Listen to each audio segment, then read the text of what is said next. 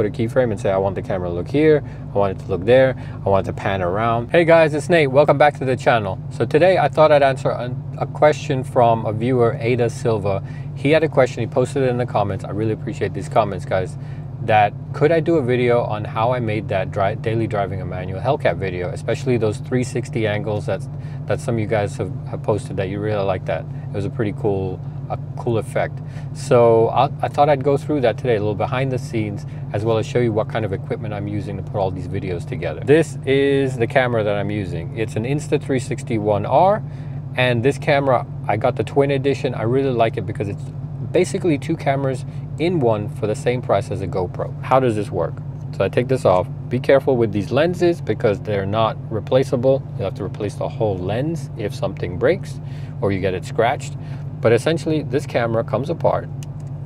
So you take this out, this is the case, take the camera out, and this is your camera, right? So 360, I got lens on both sides, and then I have this battery. So the battery pops off like this, and what I really like is, this is cool, it came with, I don't know if you guys can see this, there's a label on the battery. I kept it because I thought it was kind of funny. It said do not drop into fire.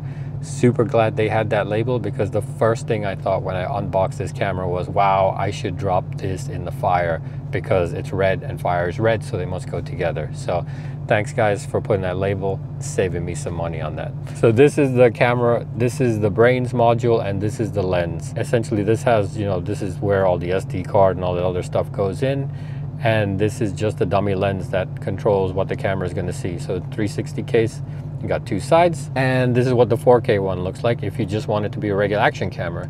So you snap it together, and now that's it. You got your 4K camera. And what's cool about this, what I really like about this, is that the screen can be on either side. So if you're talking into the camera like I'm doing now, I can be seeing what the camera is seeing, right? So just if you're trying to frame the shot.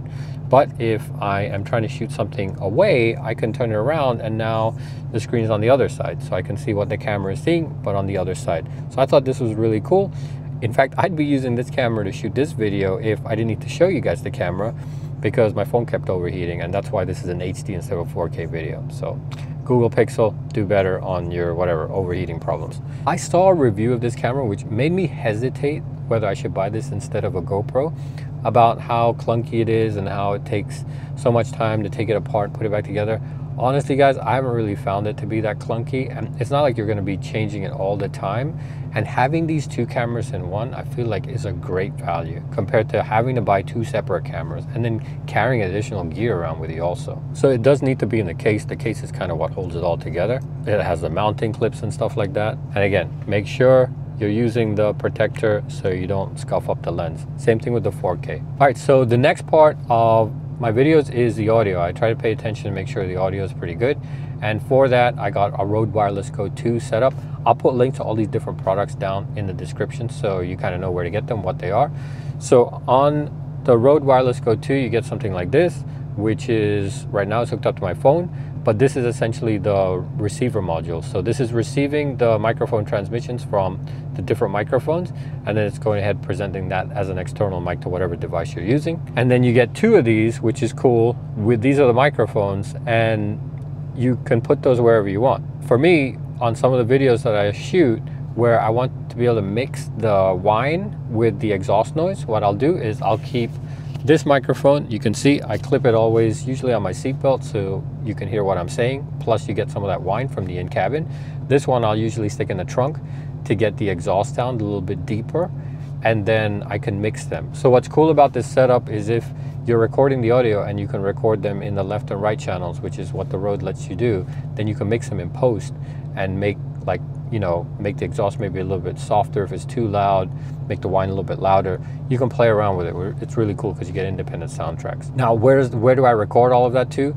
It would be great if I could just plug it all into the Insta360 1R. The problem is the way that they've coded the external mic stuff is it blends the channels, so you don't have the ability to separate them like I like to do.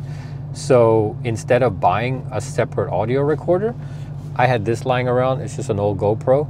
I use the GoPro. I have a little adapter cable here. I plug that Rode thing into the GoPro, and then I just use the GoPro to record audio, and I'll put it all together. The GoPro, the video is going to be black because I always have this cover on top of it, but the GoPro is really great with the audio.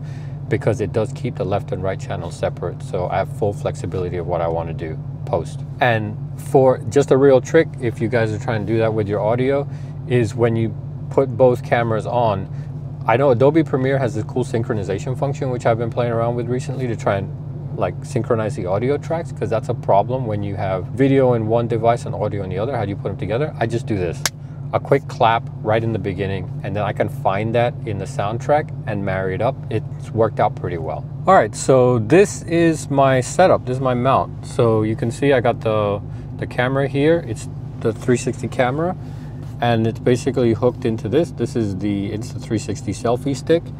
And then I have this thing, which is, it's a tack form headrest mount. And basically this thing's pretty cool. It bolts in, it's pretty solid. It has these Allen screws and it bolts onto the headrest. And then it's like very adjustable. So you can see I have it come out a little bit and have it go all the way here. And then this goes all the way out. And so the camera is at an angle where I can talk into it, but you can also kind of see the full cabin. So how 360 cameras work is they're capturing that 360-degree video, and then when you import that into the software, so in my case Insta360 Studio, you can choose how you want to present that video. So in the VR video, for example, that I posted, I just posted the 360 raw.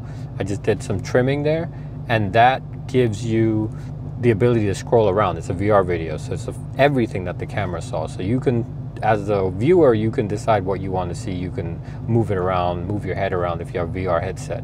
But otherwise, you have the ability to just make it free capture, which is, okay, I want to pick an angle. It's going to be 16 by, what's cool is you can do 16 by 9, 9 by 16 if you're doing short form videos, like for reels or shorts. And then you choose where you want the camera to look. And that's all by keyframes. So you just put a keyframe and say, I want the camera to look here, I want it to look there, I want it to pan around. You choose all of that stuff in post-processing. You don't have to keep shooting the videos. And the camera, it has this thing where it basically, if you keep it straight, just like you saw how it mounted, it will stitch those two from the lenses together. It'll stitch it together, and it'll get rid of this thing that it calls the invisible selfie stick. So you don't even see that there's something there. If you look close, you can see some artifacts usually, but it's not usually that noticeable. All right, guys, so I hope you guys enjoyed this video. Ada Silva, thanks for that comment. I think this is a really cool video just to kind of show you guys how this all works behind the scenes. Hope you guys got something out of it. All right, so check out these next videos, and I'll see you there. Thanks. Bye.